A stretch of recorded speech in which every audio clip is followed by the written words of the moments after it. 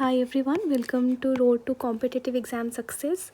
So this is going to be the first video of my channel and इस video में हम बात करेंगे how I scored 50 out of 50 in CGL 2025 prelims. ठीक है, सो हम बेसिकली यहाँ पे prelims की बात करने जा रहे हैं, मेंस की हम बात एक डिफरेंट वीडियो में करेंगे. Okay, so this was my first attempt at SSC CGL 2025 और मेरे इंग्लिश में 50 आउट ऑफ 50 मार्क्स आए थे.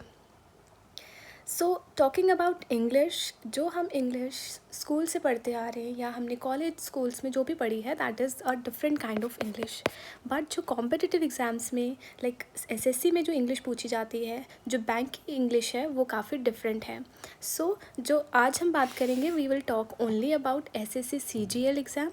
और अगर इंग्लिश की हम बात करें तो इंग्लिश के 3 मेन कंपोनेंट्स हैं. The first one is grammar, second is vocab and third is comprehension. So one by one हम इसके बारे में बात करेंगे. ठीक है, कैसे आपको ग्रामर पे फोकस करना है, कैसे आपको वोकैब पे फोकस करना है एंड कैसे आपको कॉम्प्रिहेंशन पढ़ना है. ठीक है, सो फर्स्ट थिंग फर्स्ट हम बात करते हैं ग्रामर के बारे में.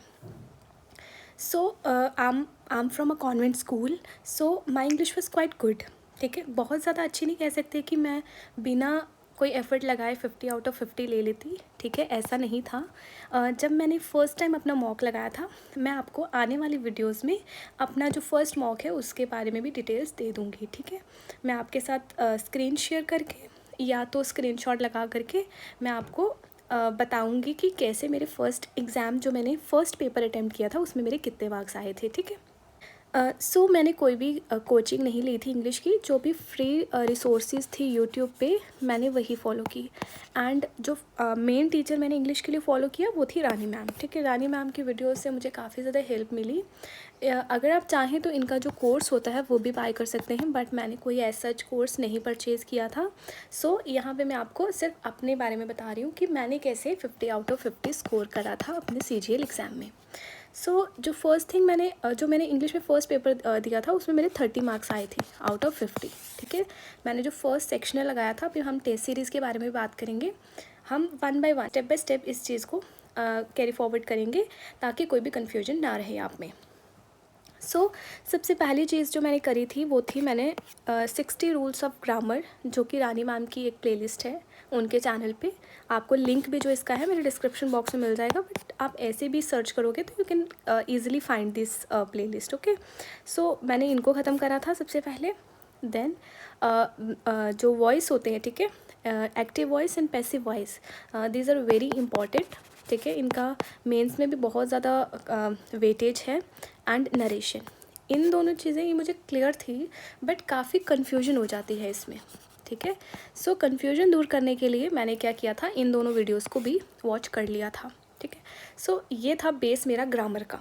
ओके, अगर आप चाहें तो आप कोई कोर्स भी परचेज़ कर सकते हैं, जिससे आपको क्या हो जाएगा कि पूरी ग्रामर जो है आपको, ठीक है, वो आपकी क्लियर हो जाएगी. अगर तो आप बिल्कुल ज़ीरो से उठ रहे हो तो आपको कोई परचेज़ कर लेना चाहिए course. But if you are new, if you are not new, ठीक है, आप एक अच्छे स्कूल से पढ़े हो, आपने पहले भी कुछ एग्ज़ाम दिए हैं, तो देन आई थिंक आपके लिए यूट्यूब पे जितना भी कंटेंट है दैट इज़ इनफ. ठीक है, आपको कुछ भी आगे जाने की ज़रूरत नहीं है उससे. जब मैंने ये 3 चीज़ें कर ली थी ना, तो उसके बाद मैंने क्या किया था, अभी मैं आपको बताऊँगी. एक पिनाकल बुक होती है जिससे मैंने प्रैक्टिस करी थी इंग्लिश की, जिससे क्या था, वो पहले वाले जो पेपर थे ना, जितने भी PYQs थे वो क्या थे, जैसे एरर स्पॉटिंग वाला एक सेक्शन आ जाता है, फिर उसके बाद आपका फिलिंग द ब्लैंक्स वाला एक सेक्शन आ जाता है, वो कैब का एक सेक्शन आ जाता है. ठीक है, जिसमें आपके वन वर्ड, ईडियम्स, कॉम्प्रीहेंशन जितने भी हैं वो क्या होते हैं आपके, इस तरह से अलग अलग होते हैं वो. ठीक है, तो मैंने वहाँ से प्रैक्टिस स्टार्ट करी थी अपनी, और काफ़ी ज़्यादा हेल्पफुल बुक है वो. उसका लिंक भी आपको डिस्क्रिप्शन बॉक्स में मिल जाएगा. तो मैंने ये एरर स्पॉटिंग इस वीडियो के बाद से स्टार्ट कर दी थी. एंड फिलिंग द ब्लैंक्स, जो प्रपोजिशन वगैरह थी वो मेरी काफ़ी ठीक थी. ठीक है, ठीक थी, मतलब कभी कभार कभी गलत हो जाता था, बट रानी मैम के चैनल पे ही आपको वीडियोस भी मिल जाएंगी यहाँ पे. ठीक है, सो ये थी ग्रामर की. सो ग्रामर में मुझे इतना एफर्ट नहीं लगाना पड़ा, बस मैं 60 रूल्स वाली वीडियो देखी, वॉइसेस की वीडियो देखी एंड नरेशन की वीडियो देखी. एंड मेरा काफ़ी ज़्यादा प्रिपरेशन इसी से हो गया था ग्रामर का. ठीक है, अगर आपको ग्रामर के रिलेटेड कोई भी और डाउट होगा तो यू कैन आस्क मी. ठीक है, हम एक और वीडियो सेपरेट बना लेंगे उस पर्टिकुलर टॉपिक के ऊपर. मूविंग फॉरवर्ड, अब हम बात करते हैं वोकैब की। एवरीवन नोज़ कि ब्लैक बुक जो है वो कितने इंपॉर्टेंट है, ठीक है। जितने भी हमारे PYQs हैं वो सारे आपको इस बुक में मिल जाएंगे, और जो बाकी एग्ज़ाम्स में आते हैं, जैसे बैंक में जो चीज़ें पूछी जाती हैं वो भी आपको इस बुक में मिल जाएंगी। सो मैंने जितने भी ये वोकैब थी लर्न करी थी, ठीक है। अगर इडियम एंड फ्रेजेस की हम बात करें तो इडियम फ्रेजेस आपको एक बार रीड करनी है, ठीक है। तो जो ज़्यादातर इडियम फ्रेजेस होती हैं हमें याद रह जाती हैं, ठीक है। और कुछ जो होंगी वो आपको अलग से या तो लिख लेना या उनको बार बार क्या करते रहो, रिवाइज करते रहो आप, ठीक है। ये आपकी इस तरह से सॉर्टेड हो जाएंगी। वन वर्ड आपको थोड़ा सा एफर्ट लगाना पड़ेगा, अपने दिमाग में ये चीज़ें बिठानी पड़ेंगी।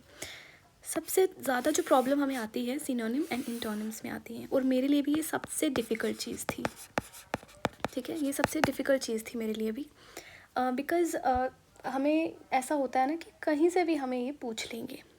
तो मैंने क्या किया था, मैंने जो हमारी ये बुक है, ब्लैक बुक है, इसमें से मैंने जितने भी इम्पॉर्टेंट लगते थे मुझे, ठीक है, मैं उनको बार बार रिपीट पे, ज़्यादा नहीं 20 वर्ड्स पर डे में करती थी, एंड उससे मेरे को काफ़ी हेल्प मिली थी, ठीक है। और आपको सिनोनिम इंटोनिम करने कैसे, आपको उसको डेली लाइफ में ना इम्प्लीमेंट करने की कोशिश करो, ठीक है। अगर कोई आप ऐसा वर्ड पढ़ते हो कि जो आपका डेली लाइफ में आपको यूज़ कर सकते हो इंग्लिश में, तो उसको ट्राई करो कि आप उसको यूज़ करो, इससे बहुत हेल्प मिलेगी आपको, ठीक है। अगर आपको एक सेपरेट वीडियो चाहिए होगी सिनोनिम इंटोनिम पढ़ने कैसे हैं, तो मैं वो आपको बना दूँगी, ठीक है। आप मुझे कमेंट कर देना, ओके।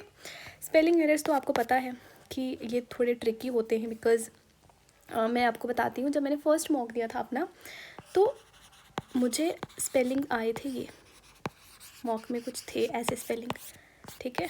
तो आप मुझे कमेंट करना इन दोनों में से कौन सा सही वर्ड है, क्योंकि जब आप एग्ज़ाम प्रेशर में होती हो ना, तो आप इतना सिंपल क्वेश्चन जो है ना वो भी गलत कर दोगे। तो इसका जो आंसर है आप मुझे कमेंट में करना, ठीक है।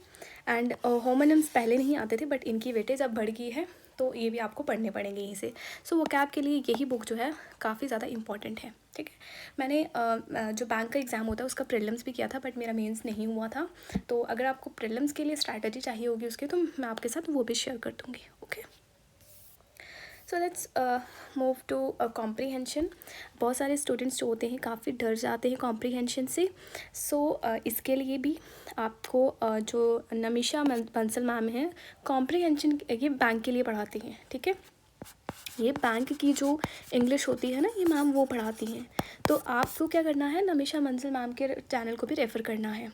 तो ये क्या करती हैं, सुबह 8 बजे शायद इनकी लाइव क्लास होती है कॉम्प्रीहेंशन की, जिसमें वो द हिंदू के एडिटोरियल्स जो होते हैं ना उनको रीड करवाती हैं और बताती हैं आपको कि कैसे आपको स्किमिंग करनी है, कैसे आपको रीड करना है। तो कॉम्प्रीहेंशन के लिए मैं आपको बोलूँगी कि आप नमिशा बंसल मैम के ऊपर पूरा क्या है रिलाई कर सकते हो। वो जो पढ़ा रही है ना, जैसे पैरा जंबल्स हैं, तो मैंने ये वाली बुक है, इसका लिंक भी आपको डिस्क्रिप्शन में मिल जाएगा। तो इस बुक से मैंने क्या किया था, प्रैक्टिस करी थी।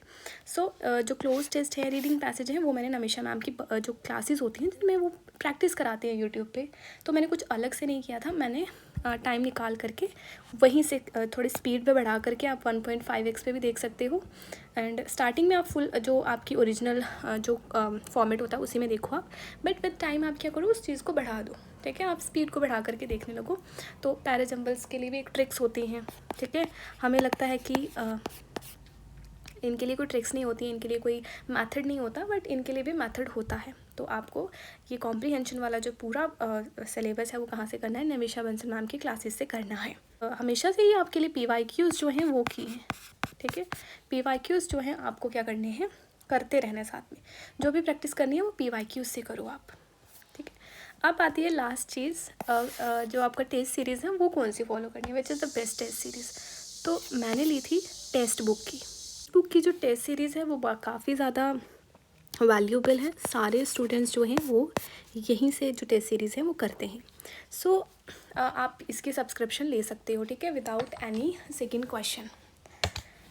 सो जो एक टिप मैं आपको देना चाहती हूँ, before starting the preparation what you have to do is कि अगर आप बिल्कुल ब्लैंक भी हो ना, तो एक क्या करो, फुल लेंथ टेस्ट जो है वो आप क्या करो, अटेम्प्ट करो। उससे आपको पता लगेगा कि आपकी स्पीड कितनी है, आपकी एक्यूरेसी कितनी है, और कौन से ऐसे एरियाज़ हैं जिन पे आपको वर्क करने की ज़्यादा ज़रूरत है, ठीक है। कई बार क्या होता है, हमारा कॉम्प्रिहेंशन ज़्यादा अच्छा होता है, ठीक है, कॉम्प्रिहेंशन हम एफर्टलेसली कर लेते हैं। कई बार हम ग्रामर एफर्टलेसली कर लेते हैं, तो वो आपको चीज़ किससे पता लगेगी, फुल लेंथ टेस्ट से पता लगेगी, ठीक है। आप इसमें अपना English, reasoning, GK and math, ये तीनों चीज़ें कर सकते हो। अगर आप सेक्शनल लगाना चाहते हो तो वो भी आप क्या करो, लगा सकते हो, ठीक है। तो जब टेस्ट सीरीज़ करनी है, तो अगर आप एसएससी का पेपर दे रहे हो तो इसका मतलब ये नहीं है कि सिर्फ एसएससी की ही आपको टेस्ट सीरीज़ अटैम्प्ट करनी है। जितने भी इंग्लिश कभी भी डिफरेंट नहीं होती। इंग्लिश आप कोई भी एग्ज़ाम दे लो, इंग्लिश सबके लिए सेम है, ठीक है। तो आपको ऐसा कुछ सेग्रीगेट नहीं करना है कि ये एसएससी की इंग्लिश है, ये बैंक की इंग्लिश है, तो ऐसा नहीं होता। इंग्लिश सेम है, इंग्लिश सबके लिए सेम है, सब रूल्स सेम है आपके लिए। So this is it for today. I hope आपको ये क्लास जो है वैल्यूएबल लगी होगी, एंड ऐसे ही और वीडियोस के लिए, ठीक है, मैंने CGL, IBPS प्रीलिम्स, PO का जो होता है, and CAPF, okay, assistant commandant का जो प्रीलिम्स है वो क्लियर किया हुआ है। एंड इफ़ यू वांट कि मैं एक सेपरेट वीडियो बनाऊँ अलग अलग चीज़ों के लिए, तो आप मुझे कमेंट कर सकते हो। Thank you for watching this video. Channel को सब्सक्राइब कर लेना।